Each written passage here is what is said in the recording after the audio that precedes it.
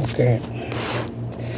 Alors, bonsoir, bonsoir, bonsoir, bonsoir, bonsoir, bonsoir. Bonsoir l'Afrique, bonsoir la Côte d'Ivoire, bonsoir de partout que vous êtes dans le monde. Je vous dis tous bonsoir, j'espère que tout va bien chez vous. J'espère que tout va bien dans vos différentes familles. J'espère que tout le monde va bien. Alors aujourd'hui, on va faire une toute petite vidéo où on va parler, on va écouter la parole de Dieu un peu. Après ça, je vais parler des PDCI, ok, voilà, enfin, un parti, je sais, du PDCI sur la Côte d'Ivoire, ok, et puis après ça, on va fermer, excusez-moi, c'est ma table, on va fermer la vidéo, ok, voilà, donc, on va pas mettre longtemps aujourd'hui, ok, juste une toute courte vidéo. Alors, restez toujours dans la parole de Dieu qui est la Bible, qui est les prières, qui est les jeûnes, ok, restez accrochés à votre Père, le Seigneur Jésus, ok, voilà, donc on écoute la parole. Celui okay? Qui avait été annoncé par Ésaïe, le prophète, lorsqu'il dit « C'est ici la voix de celui qui crie dans le désert, préparez le chemin du Seigneur et aplanissez ses sentiers. » Jean avait un vêtement de poil de chameau et une ceinture de cuir autour des reins. Il se nourrissait de sauterelles et de miel sauvage.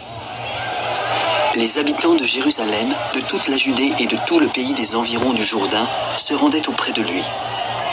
Et, confessant leurs péchés, ils se faisaient baptiser par lui dans le fleuve du Jourdain. Mais, voyant venir à son baptême beaucoup de pharisiens et de sadducéens, il leur dit « Race de vipères, qui vous a appris à fuir la colère à venir?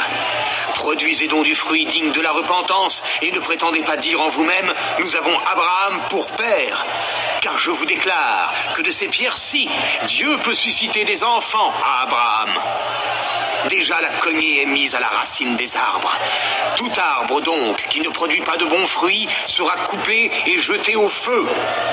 Moi, je vous baptise d'eau pour vous amener à la repentance. Mais celui qui vient après moi est plus puissant que moi. Et je ne suis pas digne de porter ses souliers. Lui, il vous baptisera du Saint-Esprit et de feu. Il a son van à la main. Il nettoiera son aire et il amassera son blé dans le grenier. Mais il brûlera la paille dans un feu qui ne s'éteint pas. Ainsi, Jésus vint de la Galilée au Jourdain vers Jean pour être baptisé par lui. Mais Jean s'y opposait. « C'est moi qui ai besoin d'être baptisé par toi. Et toi, tu viens à moi ?» Laisse faire maintenant, car il est convenable que nous accomplissions ainsi tout ce qui est juste. Et Jean ne lui résista plus. Dès que Jésus eut été baptisé, il sortit de l'eau. Alors, les cieux s'ouvrirent et il vit l'Esprit de Dieu descendre comme une colombe et venir sur lui. Et voici, une voix fit entendre des cieux ces paroles. « Celui-ci est mon fils bien-aimé, en qui j'ai mis toute mon affection. »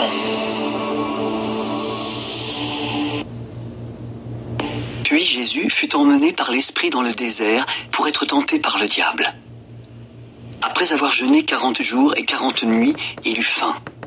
Le tentateur, s'étant approché, lui dit « Si tu es fils de Dieu, ordonne que ces pierres deviennent des pains. » Il est écrit, « L'homme ne vivra pas de pain seulement, mais de toute parole qui sort de la bouche de Dieu. » Le diable le transporta dans la ville sainte, le plaça sur le haut du temple et lui dit « Si tu es fils de Dieu, jette-toi en bas, car il est écrit, il donnera des ordres à ses anges à ton sujet, et ils te porteront sur les mains, de peur que ton pied ne se heurte contre une pierre. » Il est aussi écrit, « Tu ne tenteras point le Seigneur ton Dieu. » Le diable le transporta encore sur une montagne très élevée, lui montra tous les royaumes du monde et leur gloire, et lui dit « Je te donnerai toutes ces choses, si tu te prosternes et m'adores. » Retire-toi, Satan, car il est écrit, « Tu adoreras le Seigneur ton Dieu, et tu le serviras lui seul. » Alors le diable le laissa,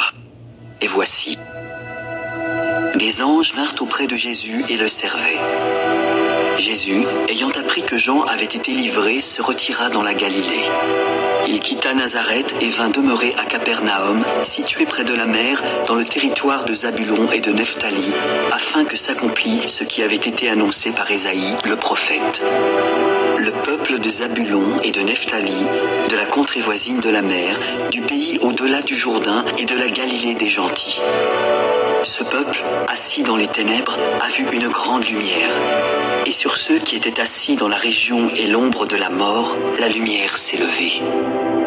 Dès ce moment, Jésus commença à prêcher. Repentez-vous, car le royaume des cieux est proche. Comme il marchait le long de la mer de Galilée, il vit deux frères, Simon, appelé Pierre, et André, son frère, qui jetaient un filet dans la mer, car ils étaient pêcheurs.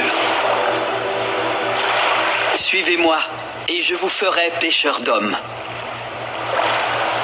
Aussitôt, ils laissèrent les filets et le suivirent. De là, étant allé plus loin, il vit deux autres frères, Jacques, fils de Zébédée, et Jean, son frère, qui étaient dans une barque avec Zébédée, leur père, et qui réparaient leurs filets. Il les appela. Aussitôt, ils laissèrent la barque, leur père, et le suivirent.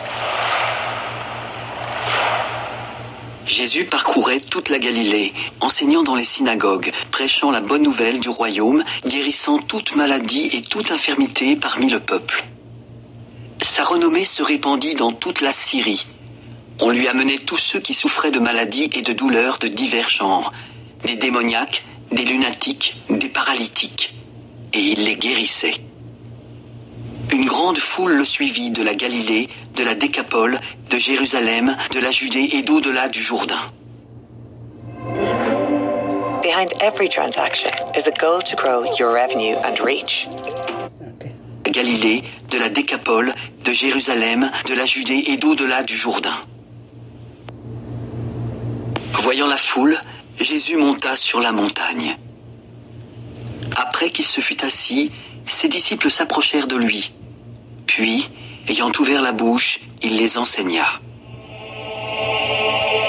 Heureux les pauvres en esprit, car le royaume des cieux est à eux. Heureux les affligés, car ils seront consolés. Heureux les débonnaires, car ils hériteront la terre. Heureux ceux qui ont faim et soif de la justice, car ils seront rassasiés. Heureux les miséricordieux, car ils obtiendront miséricorde. Heureux ceux qui ont le cœur pur, car ils verront Dieu. Heureux ceux qui procurent la paix, car ils seront appelés fils de Dieu. Heureux ceux qui sont persécutés pour la justice, car le royaume des cieux est à eux. Heureux serez-vous lorsqu'on vous outragera, qu'on vous persécutera et qu'on dira faussement de vous toutes sortes de mal à cause de moi. Réjouissez-vous et soyez dans l'allégresse, parce que votre récompense sera grande dans les cieux. Car c'est ainsi qu'on a persécuté les prophètes qui ont été avant vous. Vous êtes le sel de la terre. Mais si le sel perd sa saveur, avec quoi la lui rendra-t-on? Il ne sert plus qu'à être jeté dehors et foulé aux pieds par les hommes. Vous êtes la lumière du monde. Une ville située sur une montagne ne peut être cachée. Et on n'allume pas une lampe pour la mettre sous le boisseau. Mais on la met sur le chandelier et elle éclaire tous ceux qui sont dans la maison. Que votre lumière luise ainsi devant les hommes, afin qu'ils voient vos bonnes œuvres et qu'ils glorifient votre Père qui est dans les cieux. Ne croyez pas que je sois venu pour abolir la loi ou les prophètes. Je suis venu non pour abolir, mais pour accomplir. Car je vous le dis en vérité, tant que le ciel et la terre ne passeront point, il ne disparaîtra pas de la loi un seul iota ou un seul trait de lettre jusqu'à ce que tout soit arrivé. Celui donc qui supprimera l'un de ses plus petits commandements et qui enseignera aux hommes à faire de même sera appelé le plus petit dans le royaume des cieux. Mais celui qui les observera et qui enseignera à les observer, celui-là sera appelé grand dans le royaume des cieux. Car je vous le dis, si votre justice ne surpasse celle des scribes et des pharisiens, vous n'entrerez point dans le royaume des cieux. Vous avez entendu qu'il a été dit aux anciens, « Tu ne tueras point ». Celui qui tuera mérite d'être puni par les juges. Mais moi, je vous dis que quiconque se met en colère contre son frère mérite d'être puni par les juges. Que celui qui dira à son frère « Raka » mérite d'être puni par le Sanhédrin. Et que celui qui lui dira « Insensé » mérite d'être puni par le feu de la géhenne. Si donc tu présentes ton offrande à l'autel et que là, tu te souviennes que ton frère a quelque chose contre toi, laisse là ton offrande devant l'autel et va d'abord te réconcilier avec ton frère. Puis, viens présenter ton offrande. Accorde-toi promptement avec ton adversaire pendant que tu es en chemin avec lui, de peur qu'il ne te livre au juge, que le juge ne te livre à l'officier de justice et que tu ne sois mis en prison. Je te le dis en vérité, tu ne sortiras pas de là que tu n'aies payé le dernier cadran. Vous avez appris qu'il a été dit, tu ne commettras point d'adultère. Mais moi, je vous dis que quiconque regarde une femme pour la convoiter a déjà commis un adultère avec elle dans son cœur. Si ton œil droit est pour toi une occasion de chute, arrache-le et jette-le loin de toi. Car il est avantageux pour toi qu'un seul de tes membres périsse et que ton corps entier ne soit pas jeté dans la géhenne. Si ta main droite est pour toi une occasion de chute, coupe-la et jette-la loin de toi. Car il est avantageux pour toi qu'un seul de tes membres périsse et que ton corps entier n'aille pas dans la géhenne. Il a été dit que celui qui répudie sa femme lui donne une lettre de divorce. Mais moi, je vous dis que celui qui répudie sa femme, sauf pour cause d'infidélité, l'expose à devenir adultère, et que celui qui épouse une femme répudiée commet un adultère. Vous avez encore appris qu'il a été dit aux anciens, « Tu ne te parjureras point, mais tu t'acquitteras envers le Seigneur de ce que tu as déclaré par serment. » Mais moi, je vous dis de ne jurer aucunement, ni par le ciel, parce que c'est le trône de Dieu, ni par la terre, parce que c'est son marchepied, ni par Jérusalem, parce que c'est la ville du grand roi. Ne jure pas non plus par ta tête, car tu ne peux rendre blanc ou noir un seul cheveu. Que votre parole soit oui, oui ou non, non, ce qu'on y ajoute vient du malin. Vous avez appris qu'il a été dit œil pour œil et dent pour dent. Mais moi, je vous dis de ne pas résister aux méchants. Si quelqu'un te frappe sur la joue droite, présente-lui aussi l'autre. Si quelqu'un veut plaider contre toi et prendre ta tunique, laisse-lui encore ton manteau. Si quelqu'un te force à faire 1000, fais-en 2 avec lui. Donne à celui qui te demande et ne te détourne pas de celui qui veut emprunter de toi. Vous avez appris qu'il a été dit, tu aimeras ton prochain et tu haïras ton ennemi. Mais moi, je vous dis, aimez vos ennemis, bénissez ceux qui vous maudissent, faites du bien à ceux qui vous haïssent et priez pour ceux qui vous maltraitent et qui vous persécutent afin que vous soyez fils de votre Père qui est dans les cieux. Car il fait lever son soleil sur les méchants et sur les bons, et il fait pleuvoir sur les justes et sur les injustes. Si vous aimez ceux qui vous aiment, quelle récompense méritez-vous? Les publicains aussi n'agissent-ils pas de même? Et si vous saluez seulement vos frères, que faites-vous d'extraordinaire? Les païens aussi n'agissent-ils pas de même? Soyez donc parfaits, comme votre Père céleste est parfait.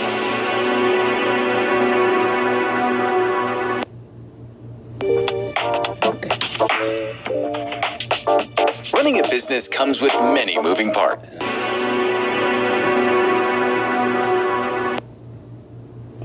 Gardez-vous de pratiquer votre justice devant les hommes pour en être vu. Autrement, vous n'aurez point de récompense auprès de votre Père qui est dans les cieux. Lors donc que tu fais l'aumône, ne sonne pas de la trompette devant toi, comme font les hypocrites dans les synagogues et dans les rues, afin d'être glorifiés par les hommes. Je vous le dis en vérité, ils reçoivent leur récompense. Mais quand tu fais l'aumône, que ta main gauche ne sache pas ce que fait ta droite, afin que ton aumône se fasse en secret. Et ton Père, qui voit dans le secret, te le rendra.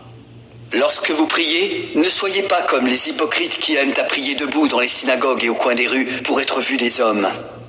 Je vous le dis en vérité, ils reçoivent leur récompense. Mais quand tu pries, entre dans ta chambre, ferme ta porte et prie ton Père qui est là dans le lieu secret. Et ton Père, qui voit dans le secret, te le rendra. En priant, ne multipliez pas de vaines paroles comme les païens qui s'imaginent qu'à force de paroles, ils seront exaucés. Ne leur ressemblez pas. car votre Père sait de quoi vous avez besoin avant que vous le lui demandiez. Voici donc comment vous devez prier. Notre Père qui es aux cieux, que ton nom soit sanctifié, que ton règne vienne, que ta volonté soit faite sur la terre comme au ciel. Donne-nous aujourd'hui notre pain quotidien. Pardonne-nous nos offenses comme nous aussi nous pardonnons à ceux qui nous ont offensés. Ne nous induis pas en tentation, mais délivre-nous du malin. Car c'est à toi qu'appartiennent dans tous les siècles le règne, la puissance et la gloire. Amen. Si vous pardonnez aux hommes leurs offenses, votre Père Céleste vous pardonnera aussi. Mais si vous ne pardonnez pas aux hommes, votre Père ne vous pardonnera pas non plus vos offenses. Lorsque vous jeûnez, ne prenez pas un air triste comme les hypocrites qui se rendent le visage tout défait pour montrer aux hommes qu'ils jeûnent. Je vous le dis en vérité, ils reçoivent leur récompense. Mais quand tu jeûnes, parfume ta tête et lave ton visage afin de ne pas montrer aux hommes que tu jeûnes, mais à ton Père qui est là dans le lieu secret. Et ton Père qui voit dans le secret te le rendra. Ne vous amassez pas des trésors sur la terre, où la teigne et la rouille détruisent, où les voleurs percent et dérobent, mais amassez-vous des trésors dans le ciel, où la teigne et la rouille ne détruisent point, où les voleurs ni ne percent ni ne dérobent. Car là où est ton trésor, là aussi sera ton cœur. L'œil est la lampe du corps. Si ton œil est en bon état, tout ton corps sera éclairé. Amen. Mais si ton œil est en mauvais état, tout ton corps sera dans les ténèbres. Si donc la lumière qui est en toi est ténèbres, combien seront grandes ces ténèbres? Nul ne peut servir deux maîtres. Car ou il haïra l'un et aimera l'autre, ou il s'attachera à l'un et méprisera l'autre. Vous ne pouvez servir Dieu et Mammon. C'est pourquoi je vous dis, ne vous inquiétez pas pour votre vie, de ce que vous mangerez, ni pour votre corps, de quoi vous serez vêtu. La vie n'est-elle pas plus que la nourriture et le corps plus que le vêtement? Regardez les oiseaux du ciel, ils ne sèment ni ne moissonnent, et ils n'amassent rien dans des greniers. Et votre Père Céleste les nourrit. Ne valez-vous pas beaucoup plus qu'eux? Qui de vous, par ses inquiétudes, peut ajouter une coudée à la durée de sa vie? Et pourquoi vous inquiétez au sujet du vêtement? Considérez comment croissent les lys des champs. Ils ne travaillent ni ne filent. Cependant, je vous dis que Salomon même, dans toute sa gloire, n'a pas été vêtu comme l'un d'eux. Amen. Si Dieu revêt ainsi l'herbe des champs qui existe aujourd'hui et qui demain sera jetée au four, ne vous vêtira-t-il pas à plus forte raison, gens de peu de foi?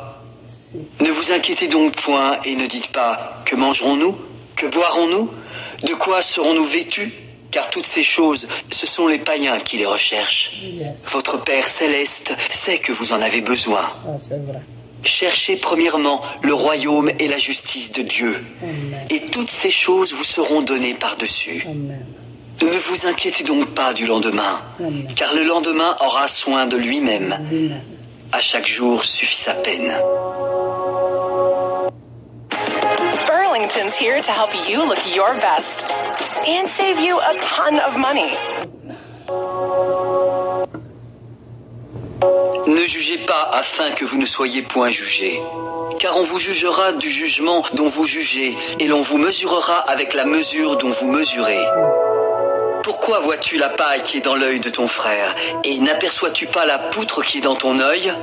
Ou comment peux-tu dire à ton frère, laisse-moi ôter une paille de ton œil, toi qui as une poutre dans le tien? Hypocrite, ôte premièrement la poutre de ton œil, et alors tu verras comment ôter la paille de l'œil de ton frère. Ne donnez pas les choses saintes aux chiens, et ne jetez pas vos perles devant les pourceaux, de peur qu'ils ne les foulent aux pieds, ne se retournent et ne vous déchirent. Demandez, et l'on vous donnera. Cherchez, et vous trouverez. Frappez, et l'on vous ouvrira. Car quiconque demande, reçoit. Celui qui cherche, trouve, et l'on ouvre à celui qui frappe. Lequel de vous donnera une pierre à son fils s'il lui demande du pain? Personne. Ou s'il demande un poisson, lui donnera-t-il un serpent? Non. Si donc, méchants comme vous l'êtes, vous savez donner de bonnes choses à vos enfants, à combien plus forte raison votre Père qui est dans les cieux donnera-t-il de bonnes choses à ceux qui les lui demandent? Tout ce que vous voulez que les hommes fassent pour vous, faites-le de même pour eux, car c'est la loi et les prophètes. Entrez par la porte étroite, car large est la porte, spacieux est le chemin qui mène à la perdition, et il y en a beaucoup qui entrent par là. Mais étroite est la porte, resserrez le chemin qui mène à la vie, et il y en a peu qui les trouvent. Gardez-vous des faux prophètes. Ils viennent à vous en vêtements de brebis, mais au-dedans, ce sont des loups ravisseurs. Vous les reconnaîtrez à leurs fruits. Cueille-t-on des raisins sur des épines ou des figues sur des chardons? Tout bon arbre porte de bons fruits, mais le mauvais arbre porte de mauvais fruits. Un bon arbre ne peut porter de mauvais fruits, ni un mauvais arbre porter de bons fruits. Tout arbre qui ne porte pas de bons fruits est coupé et jeté au feu. C'est donc à leurs fruits que vous les reconnaîtrez. Ceux qui me disent « Seigneur, Seigneur » n'entreront pas tous dans le royaume des cieux, mais celui-là seul qui fait la volonté de mon Père qui est dans les cieux. Plusieurs me diront en ce jour-là « Seigneur, Seigneur, n'avons-nous pas prophétisé par ton nom? N'avons-nous pas chassé des démons par ton nom? Et n'avons-nous pas fait beaucoup de miracles par ton nom ?» Alors je leur dirai ouvertement « Je ne vous ai jamais connu. Retirez-vous de moi, vous qui commettez l'iniquité. » C'est pourquoi quiconque entend ces paroles et les met en pratique sera semblable à un homme prudent qui a bâti sa maison sur le roc. La pluie est tombée, les torrents sont venus, les vents ont soufflé et se sont jetés contre cette maison. Elle n'est point tombée parce qu'elle était fondée sur le roc. Mais quiconque entend ces paroles et ne les met pas en pratique sera semblable à un homme insensé qui a bâti sa maison sur le sable. La pluie est tombée, les torrents sont venus, les vents ont soufflé et ont battu cette maison. Elle est tombée et sa ruine a été grande. Après que Jésus eut achevé ses discours, la foule fut frappée de sa doctrine, car il enseignait comme ayant autorité et non pas comme leurs scribes. Lorsque Jésus fut descendu de la montagne, une grande foule le suivit. Et voici, un lépreux s'étant approché, se prosterna devant lui. « Seigneur, si tu le veux, tu peux me rendre pur. »« Je le veux, sois pur. » Amen. Et il fut aussitôt purifié de sa lèpre. Garde-toi de n'en parler à personne, mais va te montrer aux sacrificateurs et présente l'offrande que Moïse a prescrite afin que cela leur serve de témoignage. Comme Jésus entrait dans Capernaum, un centenier l'aborda, le priant et disant « Seigneur, mon serviteur est couché à la maison, il est atteint de paralysie et souffre beaucoup. »« J'irai et je le guérirai. » Seigneur, je ne suis pas digne que tu entres sous mon toit, mais dis seulement un mot et mon serviteur sera guéri. Car moi qui suis soumis à des supérieurs, j'ai des soldats sous mes ordres. Et quand je dis à l'un va, il va. Et quand je dis à l'autre viens, il vient. Et à mon serviteur, fais cela, il le fait. » Après l'avoir entendu, Jésus fut dans l'étonnement, et il dit à ceux qui le suivaient. « Je vous le dis en vérité, même en Israël, je n'ai pas trouvé une aussi grande foi. Or, je vous déclare que plusieurs viendront de l'Orient et de l'Occident et seront à table avec Abraham, Isaac et Jacob dans le royaume des cieux. Mais les fils du royaume seront jetés dans les ténèbres du dehors, où il y aura des pleurs et des grincements de dents. Va, qu'il te soit fait selon ta foi. » Et à l'heure même, le serviteur fut guéri. Jésus se rendit ensuite à la maison de Pierre, dont il vit la belle-mère couchée et ayant la fièvre. Il toucha sa main et la fièvre la quitta. Puis elle se leva et le servit. Le soir, on amena auprès de Jésus plusieurs démoniaques. Il chassa les esprits par sa parole et il guérit tous les malades afin que s'accomplisse ce qui avait été annoncé par Ésaïe, le prophète. Il a pris nos infirmités et il s'est chargé de nos maladies. Jésus, voyant une grande foule autour de lui, donna l'ordre de passer à l'autre bord. Alors, un scribe s'approcha. « Maître, je te suivrai partout où tu iras !» Les renards ont des tanières et les oiseaux du ciel ont des nids, mais le Fils de l'homme n'a pas où reposer sa tête. Puis un autre d'entre les disciples lui dit : « Seigneur, permets-moi d'aller d'abord ensevelir mon père. » « Suis-moi et laisse les morts ensevelir leurs morts. » Il monta dans la barque et ses disciples le suivirent. Et voici, pendant que Jésus dormait, il s'éleva sur la mer une si grande tempête que la barque était couverte par les flots. Les disciples, s'étant approchés, le réveillèrent. « Seigneur, sauve-nous, nous périssons !»« Pourquoi avez-vous peur, gens de peu de foi ?» Alors il se leva, menaça les vents et la mer, puis il y eut un grand calme. Ces hommes furent saisis d'étonnement. « Quel est celui-ci, se disait-il, à qui obéissent même les vents et la mer ?» Lorsqu'il fut à l'autre bord, dans le pays des Gadaréniens, 2 démoniaques sortant des sépulcres vinrent au-devant de lui. Ils étaient si furieux que personne n'osait passer par là. « Qu'y a-t-il entre nous et toi, fils de Dieu? Es-tu venu ici pour nous tourmenter avant le temps ?» Il y avait loin d'eux un grand troupeau de pourceaux qui paissaient. Les démons prièrent alors Jésus. « Si tu nous chasses, envoie-nous dans ce troupeau de pourceaux !»« Allez !» Ils sortirent et entrèrent dans les pourceaux. Et voici, tout le troupeau se précipita des pentes escarpées dans la mer et ils périrent dans les eaux. Ceux qui les faisaient paître s'enfuirent, allèrent dans la ville raconter tout ce qui s'était passé et ce qui était arrivé aux démoniaques. Alors, toute la ville sortit à la rencontre de Jésus. Mais dès qu'ils le virent, ils le supplièrent de quitter leur territoire.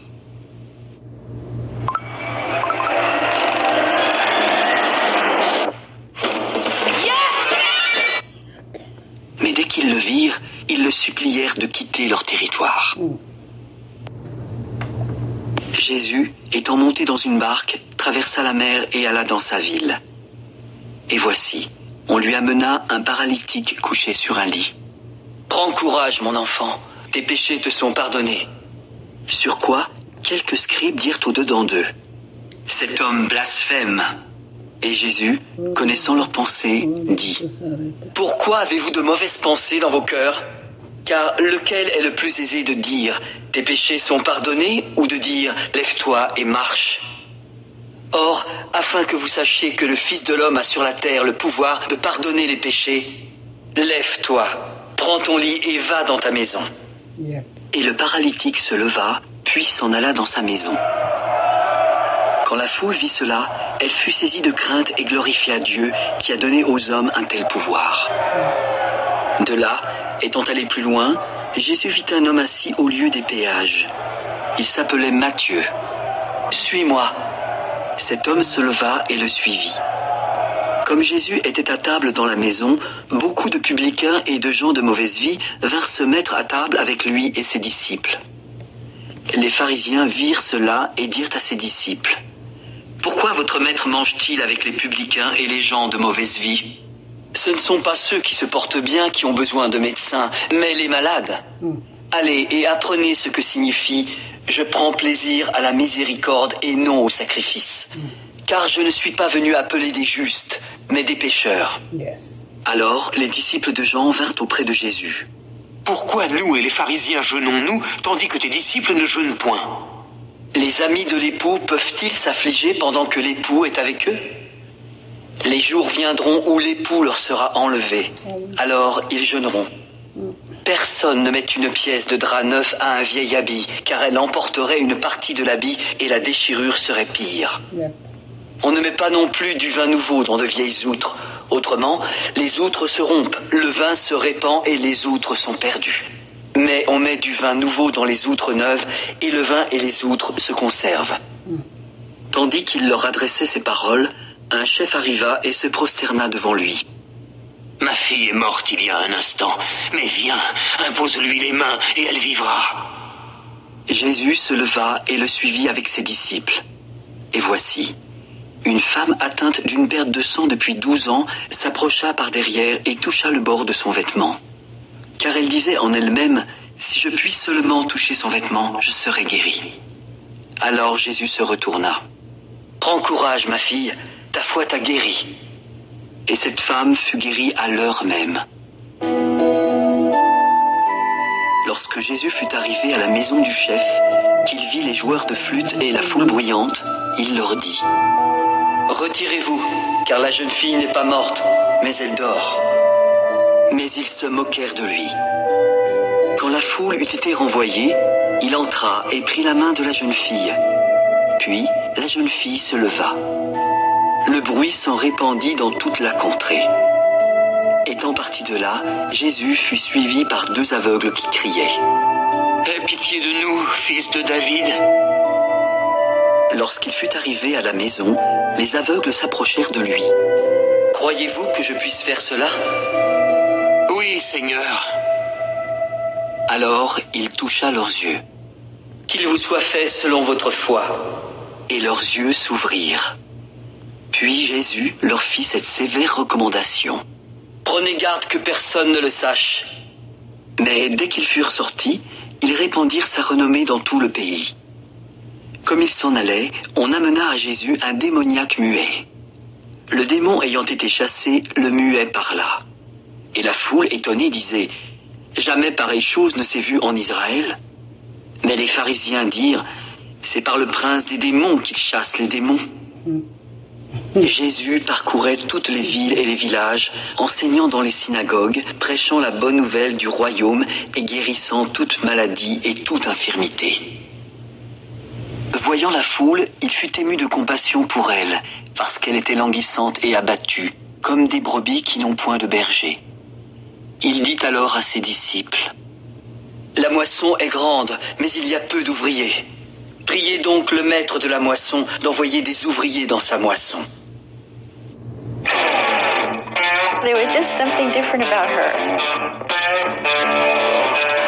Envoyer des ouvriers dans sa moisson. Ayant appelé ses 12 disciples, il leur donna le pouvoir de chasser les esprits impurs et de guérir toute maladie et toute infirmité. Voici les noms des 12 apôtres. Le premier, Simon appelé Pierre, et André son frère. Jacques, fils de Zébédée, et Jean son frère. Philippe et Barthélemy, Thomas et Matthieu, le publicain, Jacques, fils d'Alphée, et Thaddée, Simon le Cananite et Judas l'Iscariote, celui qui livra Jésus. Tels sont les 12 que Jésus envoya après leur avoir donné les instructions suivantes. N'allez pas vers les païens et n'entrez pas dans les villes des Samaritains. Allez plutôt vers les brebis perdues de la maison d'Israël. Allez, prêchez et dites, le royaume des cieux est proche. Guérissez les malades, ressuscitez les morts, purifiez les lépreux, chassez les démons. Vous avez reçu gratuitement, donnez gratuitement. Ne prenez ni or, ni argent, ni monnaie dans vos ceintures, ni sac pour le voyage, ni tunique, ni souliers, ni bâton, car l'ouvrier mérite sa nourriture. Amen. Dans quelque ville ou village que vous entriez, informez-vous s'il s'y trouve quelque homme digne de vous recevoir, et demeurez chez lui jusqu'à ce que vous partiez. En entrant dans la maison, saluez-la. Et si la maison en est digne, que votre paix vienne sur elle. Mais si elle n'en est pas digne, que votre paix retourne à vous. Lorsqu'on ne vous recevra pas et qu'on n'écoutera pas vos paroles, sortez de cette maison ou de cette ville et secouez la poussière de vos pieds. Je vous le dis en vérité, au jour du jugement, le pays de Sodome et de Gomorrhe sera traité moins rigoureusement que cette ville-là. Voici, je vous envoie comme des brebis au milieu des loups. Soyez donc prudents comme les serpents et simples comme les colombes. Mettez-vous en garde contre les hommes, car ils vous livreront aux tribunaux et vous battront de verges dans leurs synagogues. Vous serez menés à cause de moi devant des gouverneurs et devant des rois pour servir de témoignage à eux et aux païens. Mais quand on vous livrera, ne vous inquiétez ni de la manière dont vous parlerez, ni de ce que vous direz. Ce que vous aurez à dire vous sera donné à l'heure même, car ce n'est pas vous qui parlerez, c'est l'Esprit de votre Père qui parlera en vous. Le frère livrera son frère à la mort et le père son enfant. Les enfants se soulèveront contre leurs parents et les feront mourir. Vous serez haïs de tous à cause de mon nom. Mais celui qui persévérera jusqu'à la fin sera sauvé. Quand on vous persécutera dans une ville, fuyez dans une autre. Je vous le dis en vérité, vous n'aurez pas achevé de parcourir les villes d'Israël que le Fils de l'homme sera venu. Le disciple n'est pas plus que le maître, ni le serviteur plus que son Seigneur. Il suffit au disciple d'être traité comme son maître et au serviteur comme son Seigneur. S'ils ont appelé le maître de la maison Belzébul, à combien plus forte raison appelleront-ils ainsi les gens de sa maison? Ne les craignez donc point, car il n'y a rien de caché qui ne doive être découvert. S'ils ont appelé Jésus même, qu'il est possédé, mais c'est normal qu'ils vont dire que ses disciples sont possédés. Ok? S'ils ont appelé Jésus même, s'ils ont dit que Jésus même il est possédé là, ça veut dire que ils vont dire que ses disciples sont possédés. Voilà. C'est ça qui se passe aujourd'hui. Les gens traitent les enfants de Dieu de possédés. Ok? C'est très dangereux ce que vous faites. Je vais rebisser ça encore juste un peu. Ok. Vous du royaume et guérissant toute maladie et toute infirmité. Écoutez bien. Voyant la foule, il fut ému de compassion pour elle, parce qu'elle était languissante et abattue, comme des brebis qui n'ont point de berger.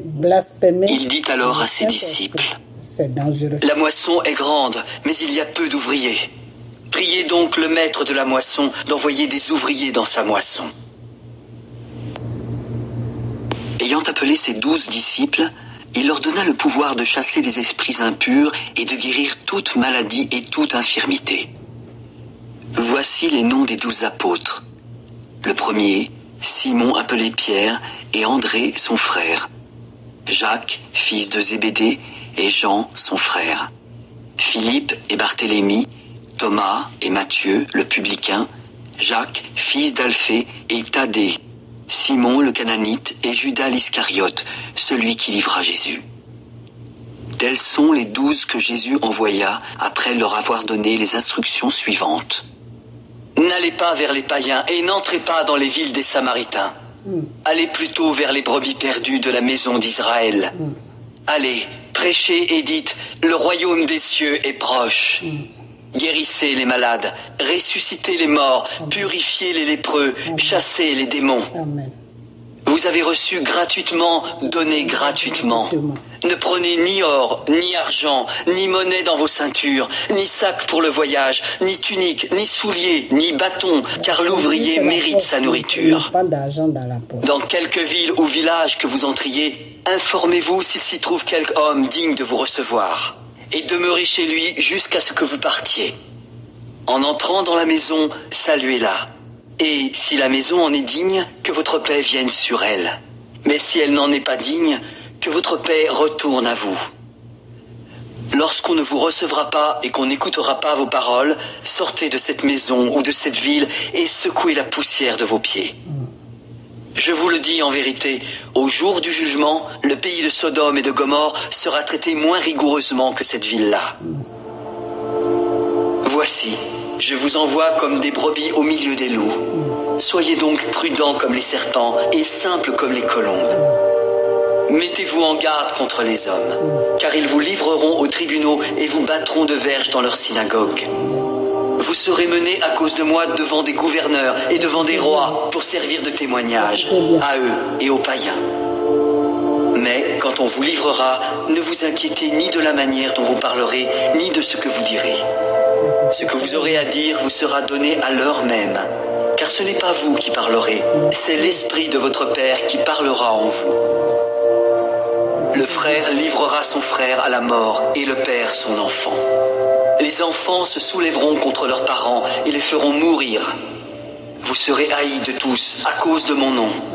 Mais celui qui persévérera jusqu'à la fin sera sauvé. Quand on vous persécutera dans une ville, fuyez dans une autre. Je vous le dis en vérité, vous n'aurez pas achevé de parcourir les villes d'Israël que le Fils de l'homme sera venu. Le disciple n'est pas plus que le maître, ni le serviteur plus que son Seigneur. Il suffit au disciple d'être traité comme son maître et au serviteur comme son Seigneur. S'ils ont appelé le maître de la maison Belzébul, à combien plus forte raison appelleront-ils ainsi les gens de sa maison? Ne les craignez donc point, car il n'y a rien de caché qui ne doive être découvert, ni de secret.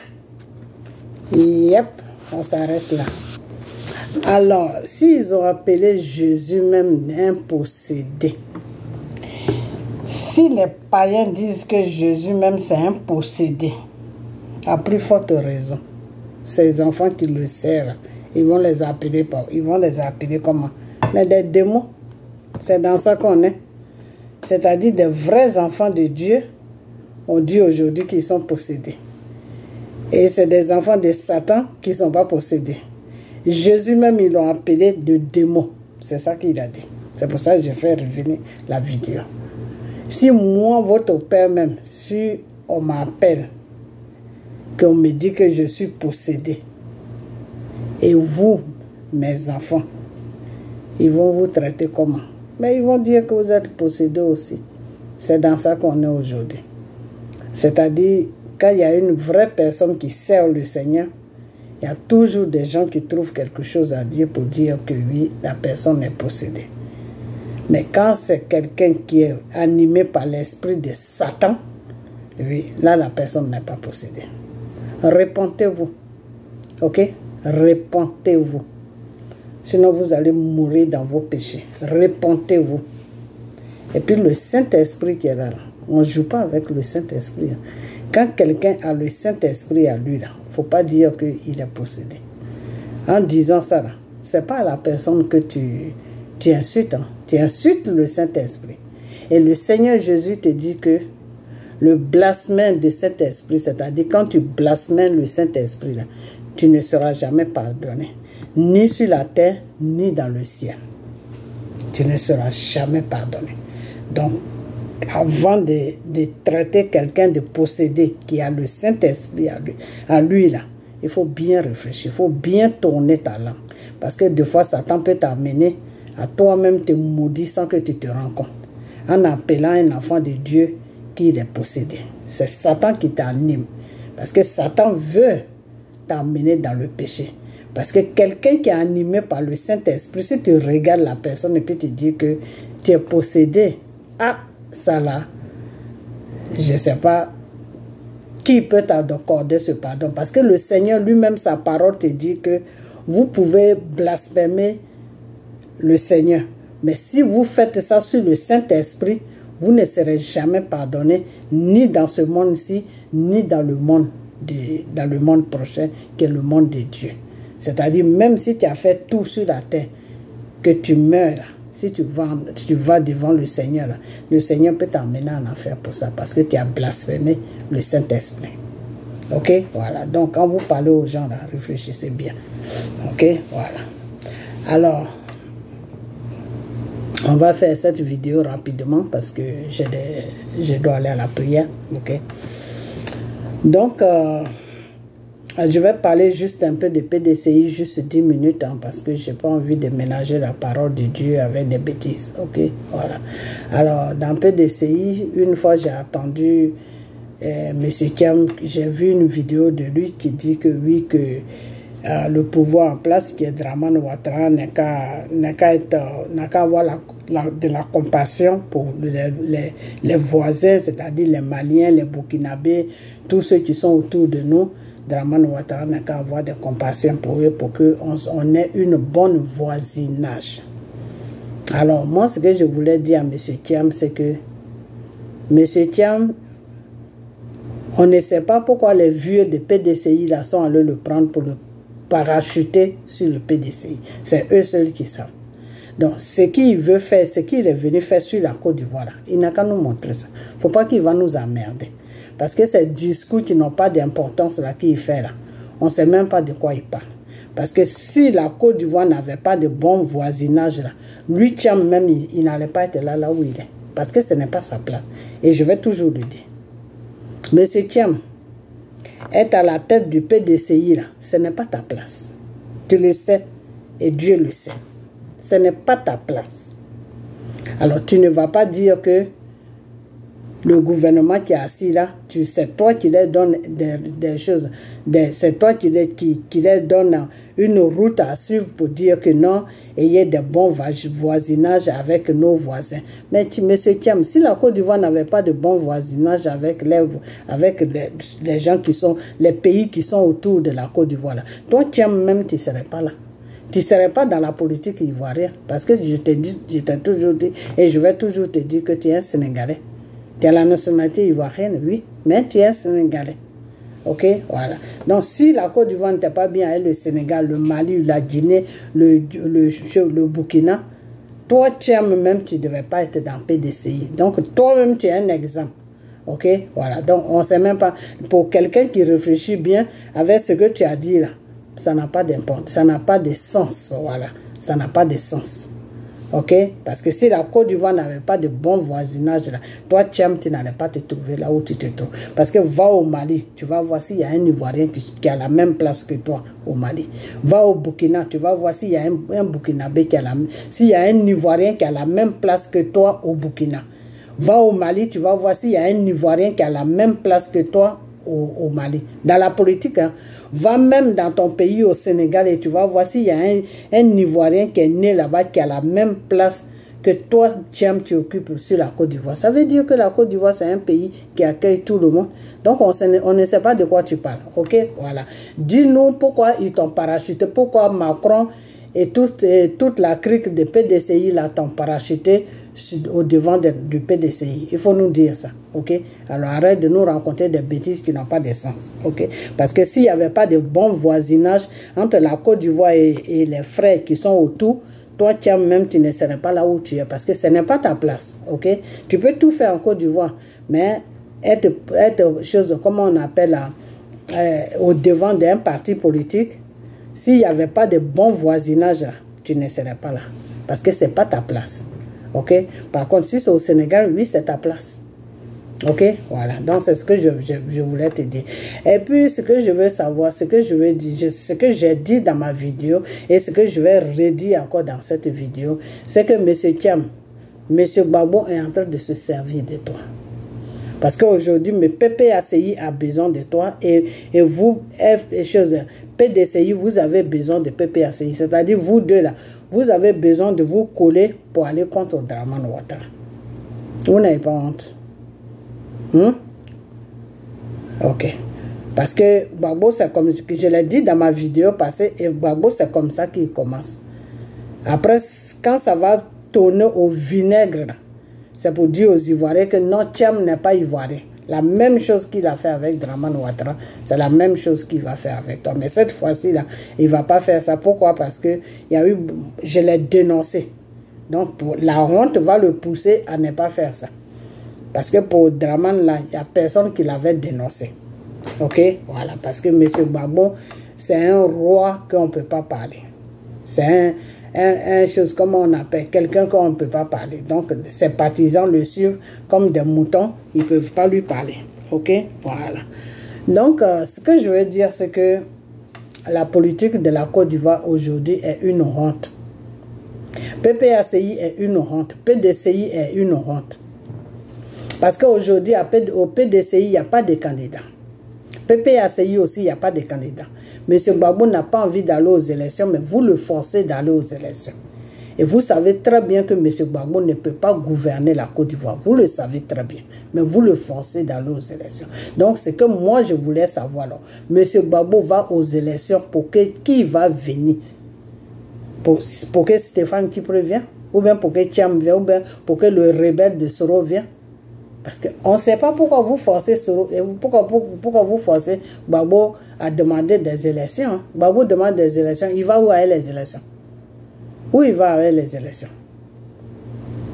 Parce que vous, PPACI et PDCI, vous êtes toujours dans la manipulation. Dans la manipulation. Vous êtes toujours dans la manipulation. Voilà un parti politique qui s'appelle PDCI, qui est complètement perdu, qui est désespéré, qui n'a plus d'espoir, qui va prendre quelqu'un qui ne connaît même pas les Ivoiriens, qui ne connaît même pas la Côte d'Ivoire, qui ne sait même pas comment les Ivoiriens se réveillent, comment ils dorment, qui ne sait même pas où la Côte d'Ivoire s'arrête, où ça commence. ils l'ont parachuté au devant des PDCI. Quand il prend le micro, on ne sait même pas de quoi il parle. Il est complètement déconnecté de la réalité de la Côte d'Ivoire. Et puis il y a des gens qui le suivent pour ça. Vous, la jeunesse des PDCI, là, mais vraiment... Et puis ça, c'est la jeunesse à Caen. Hein. Vous êtes perdus, hein. Franchement. Les études que vous dites vous avez fait, là, pour vous, là, c'est comment?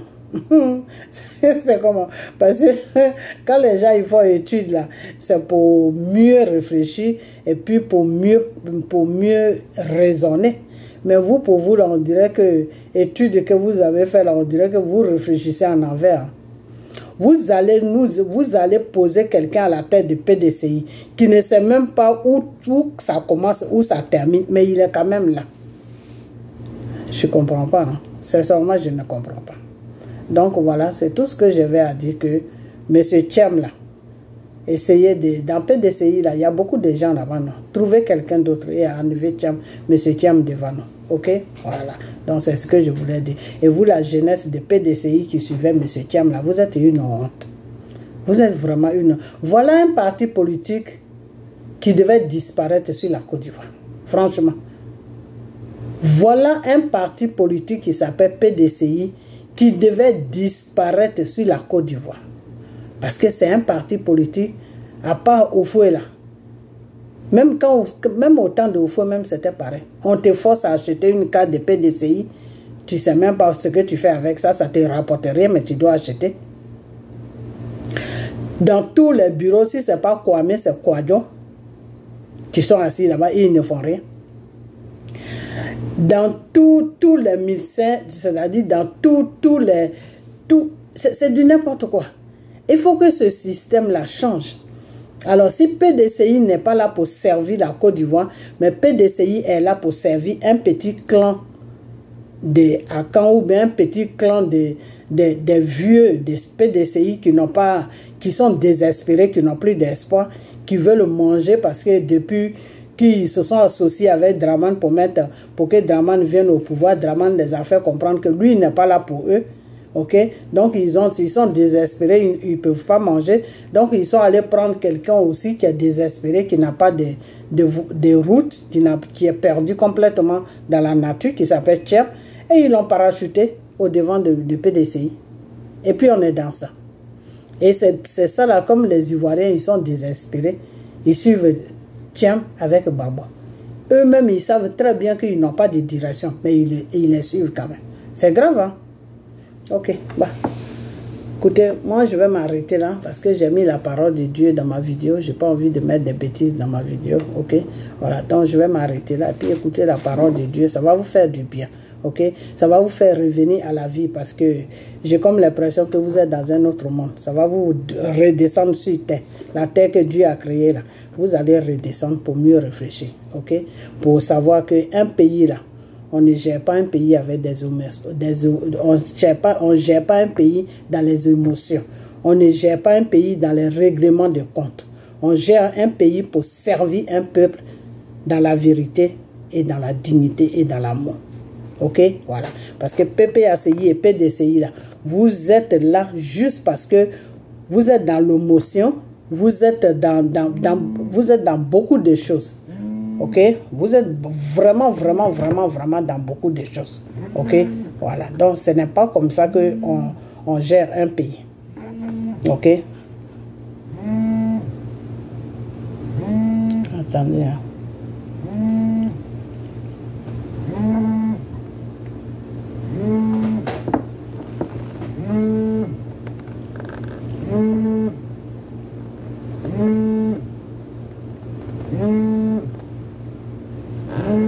Oh Seigneur.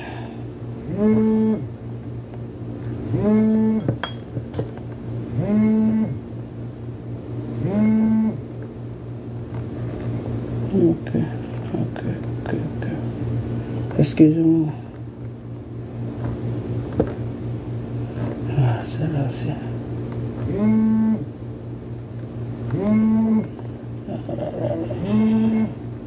Alors, je vais te rappeler tout de suite. Oh, ouais. Je vais te rappeler, ok?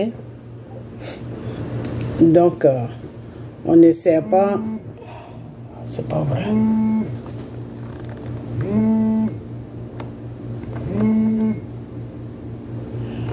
Je vais te rappeler, je suis un peu occupée. Donne-moi 5 minutes, ok? Donc, on ne sert pas un pays dans l'émotion, ok? Parce que PDCI et PPACI, ils sont dans l'émotion, ok? On prend le devant pour servir un pays dans l'amour, parce que c'est un peuple que vous voulez servir, non? Ok. Donc, vous-même, il faut que vous ayez les pieds sur terre. Parce que vous-même, vous n'avez pas les pieds sur terre. Comment vous pouvez gérer un peuple? Si toi-même, tu n'as pas de direction, puis tu veux servir un peuple. Monsieur Thiam ne connaît rien de la Côte d'Ivoire. Monsieur Thiam n'a pas de connexion avec les Ivoiriens. Alors, toi, Macron, qui l'a parachuté sur la Côte d'Ivoire, là. Donc, Macron croit que la Côte d'Ivoire, c'est sa poubelle. Hein. Franchement, aidez. Vraiment, je vous fais confiance. Levez-vous comme une seule personne et vous allez dégager ces deux guignons-là. Ok? Gbagbo et Thiam là. Déposez-les à la retraite et puis on va respirer. Ok? Voilà. Comme ça, quand Dramane va finir là, Dieu va mettre quelqu'un de tranquille et on va avancer. Ok? Voilà. Parce que ces deux-là, ils savent dans quoi ils sont. Ils ne viennent pas pour gouverner.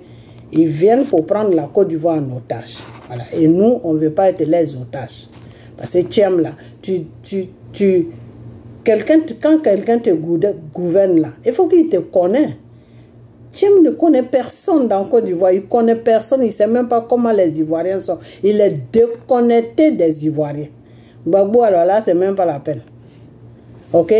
Le monsieur, lui-même, il ne veut pas gouverner. C'est son PPACI là qui le force. Parce qu'eux, ils veulent venir au pouvoir. Les cyber là qui sont désespérés, qui sont en France, qui n'ont plus de boulot, eux ils veulent que Gbagbo prenne le pouvoir, comme ça ils vont venir sur la Côte d'Ivoire pour piller encore la Côte d'Ivoire. C'est ça, hein? Parce que quand ils ont gouverné pendant 10 ans, ils ont bien pillé le pays, en train de transporter l'argent dans les banques extérieures. Et c'est ce même travail-là qu'ils veulent encore faire. Je vous ai dit que quand Gbagbo était au pouvoir, là, de la façon dont j'ai fait les mandats au niveau de la Côte d'Ivoire, je n'ai jamais fait de mandat comme ça. Depuis que je suis en aventure. Je n'ai jamais fait de mandat comme ça. Moi-même, je ne comprenais rien. Donc, c'est la même chose que Gbagbo veut venir recommencer à quoi avec son peuple, avec son tien. Déjà, il avait quelqu'un même qui est déconnecté complet. Si c'était encore, comment il s'appelle? Si c'était encore Bédi, encore je pouvais comprendre un peu. Mais il avait quelqu'un qui est complètement déconnecté de la réalité de la Côte d'Ivoire. Et lui, Gbagbo, même, on ne sait pas dans quel monde il vit. C'est le peuple ivoirien. Si vous laissez ces deux-là, en tout cas, dites au revoir à votre pays. Hein, parce que c'est que vous allez, si Dieu vous laisse là, c'est-à-dire si Dieu même ne veut même pas s'occuper de vous là, il va vous laisser. Puis vous-même, vous allez en baver avec ces deux-là. Parce que ces deux-là, ils ne peuvent pas gérer un peuple. Monsieur Thiam ne peut pas gérer un peuple. Parce que lui-même, il doit se gérer. Quand vous regardez Monsieur Thiam de la tête aux pieds, là, c'est quelqu'un... Lui, là, il peut gérer un peuple. Franchement, vous jouez avec la gérance d'un peuple. Là. Et Gbagbo, il est fatigué. Il n'a plus tout... Il est fatigué, il ne peut rien faire. Ok? Voilà. Monsieur Gbagbo a eu un choc. Il a besoin d'aller se reposer et puis laisser à faire des gouvernances. Mais ce n'est pas lui-même qui veut gouverner. C'est ces gens de PPACI qui mettent pression sur lui. Donc, M. Gbagbo est pris en otage. Il fait ce qu'il n'a pas envie de faire. C'est ça, la parole de Dieu dit, je fais ce que je ne veux pas faire. Et ce que je veux faire, je ne fais pas. C'est-à-dire, je fais ce que je ne veux pas faire. Et ce que je veux faire, là, je ne fais pas. Voilà, il y a une parole de Dieu qui dit ça. Ça veut dire que la personne est possédée. Donc, quand il réfléchit, il dit, je vais faire ça, mais il fait le contraire de ce qu'il veut faire. Pourquoi? Parce que c'est le démon qui est en lui, là, qui fait ça. Lui-même, il veut faire ça, mais le démon dit non, on va faire ça. Donc, c'est la même chose. Ok? Voilà, Gbagbo est dans cette situation-là. Ok? Voilà. M. Gbagbo n'a pas envie de gouverner. Mais son PPACI a dit, tu vas gouverner. Parce que sans Gbagbo, là, eux, ils n'ont pas d'espoir. Ok? Parce qu'ils veulent se servir. Je vous avais dit que Gbagbo est devenu une marchandise aujourd'hui pour le PPACI. Ok? Voilà. Donc, c'est dans ça que Gbagbo se trouve. Sinon, Gbagbo lui-même gouverner. Si tu le coinces dans un couloir là, puis tu lui dis Gbagbo, devant Dieu, devant les hommes, est-ce que tu veux gouverner? Il va te dire, moi-même, je suis fatigué. Il va te dire ça. Mais il a pression pour faire ça. C'est pour cela qu'il parle de lui. Et monsieur, mais vraiment, ne mettez pas son nom là-bas parce que le monsieur même n'a pas envie de gouverner. Quand quelqu'un n'a pas envie de gouverner, il faut le laisser tranquille. Gouverner un peuple, c'est une grande responsabilité. Un peuple, ce n'est pas des moutons. C'est des êtres humains. On ne prend pas n'importe qui pour dire oui, viens gouverner un peuple. Il faut arrêter vos bêtises là. Monsieur Thiam ne peut pas gouverner un peuple. Monsieur Gbagbo n'est pas prêt pour gouverner un peuple. Donc, je ne sais pas c'est quoi votre problème. Ok? Donc, vous, la jeunesse des PPACI, des PDCI qui suivez ces deux-là, moi, je crois que vous avez un problème sérieux. Vous devez vous revoir. Parce que ce n'est pas études que vous avez fait là. Si vous avez fait vos études en envers et que vous voyez en envers, mais en tout cas, je ne sais pas c'est quoi qui se passe dans vos têtes. Ou bien vous êtes tellement désespéré que vous n'avez plus d'espoir. Le premier venu, le premier venu que vous trouvez, vous le prenez, vous le parachutez devant votre parti politique, n'importe quoi. Ok, moi je vais arrêter ma vidéo, mais je suis avec vous. Je n'ai même pas encore fini avec vous. Thiam et Gbagbo là, dans quoi ils sont là? On va partir jusqu'au bout. Ok, voilà. Donc, que cette vidéo soit couverte par le sang de Jésus. Ok, et puis